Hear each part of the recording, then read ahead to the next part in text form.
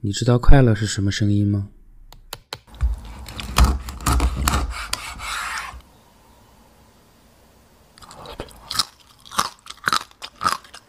这绝对是我吃过最棒的烤五花肉了，我真的太喜欢这个脆皮了。你的叫喜欢吗？你的是馋他的身子，你下贱！嗨，我是偏偏，今天我们来做脆皮五花肉。一块脆皮五花肉的关键在于腌制，需要20%的浓盐水，加入糖来中和盐的味道，再加上喜欢的香料调味。先把水烧开，倒糖和盐全部融化，然后冷却到室温，浇到五花肉上，放在冰箱腌制2到3个小时。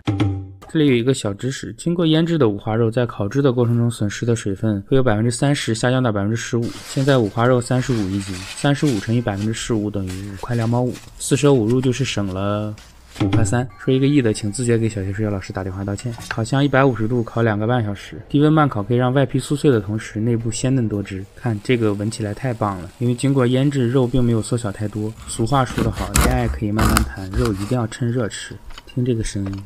不行，我的眼泪不受控制在嘴角流下来了。点赞、关注、加转发，每天醒来笑哈哈。怎么自己摔倒了？这样就烤不到皮了呀。是什么让你立不住的？是贫穷。机智。